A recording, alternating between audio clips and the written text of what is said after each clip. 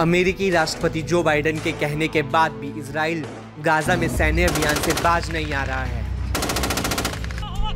हालांकि गाजा के समर्थन में फिलिस्तीनी प्रतिरोध गुट भी इजरायली सेना और उनके ठिकानों पर ताबड़तोड़ हमले कर रहा है। इजराइल पर हुए हमलों और उसके नुकसान की खबरें बाहर न आने पाए, इसके लिए वह सेंसरशिप भी लगा रहा है। इधर गाजा के समर्थन में यमन के सशस्त्र बलों ने एक बार फिर लाल सागर में जहाजों पर हमला किया। यमनी सशस्त्र बलों के प्रवक्ता ब्रिगेडियर जनरल याया सारी ने शुक्रवार को घोषणा की कि नफ़ज़त القوات البحرية وسلاح الجو المسير والقوة الصاروخية في القوات المسلحة اليمنية عمليتين مشتركتين في البحر الأحمر ضد سفينتين تابعتين لشركات انتهكت قرار حظر الدخول إلى موانئ فلسطين المحتلة، وهما سفينة إلبيلا وسفينة أول جنوة. وتمت عملية الاستهداف بعدد من الطائرات المسيرة والصواريخ البالستية والبحرية، وكانت الإصابة دقيقة بفضل الله.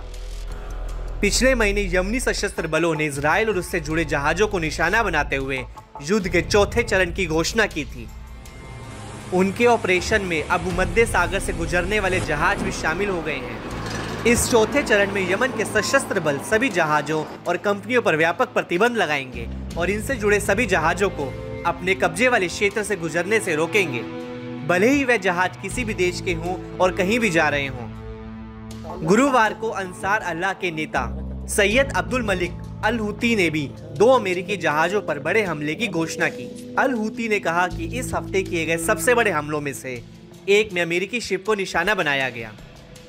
अल हूती ने कहा कि यमनी बलों ने अमेरिका के आइजनहावर शिप पर एक के बाद एक कई मिसाइल और ड्रोन हमले किए। उन्होंने कहा कि आइजनहावर को निशाना बनाकर किया गया यह अभियान सफल रहा और हमले के बाद 2 दिन तक इसका आवागमन बंद रहा। अल हूती ने कहा कि जब यमनी सशस्त्र बल के अभियान सफल होते हैं तो अमेरिकी शिप भाग जाते हैं और अपना रास्ता बदल देते हैं। उन्होंने कहा कि अमेरिका अपने शिप को निशाना बनाए जाने पर अपनी हार और प्रतिष्ठा के नुकसान के कारण हमलों से इनकार करने की कोशिश करता है।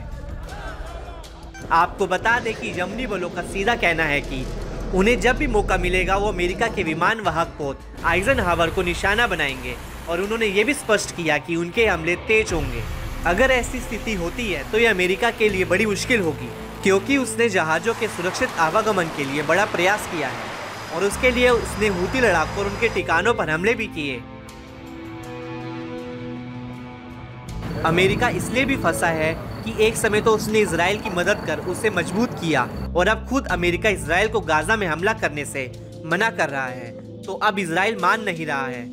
इजराइल के ना मानने से हूती लाल सागर पर हमला कर रहे हैं और इससे जहाजों के ना चल पाने से अमेरिका को भी नुकसान पहुंच रहा है।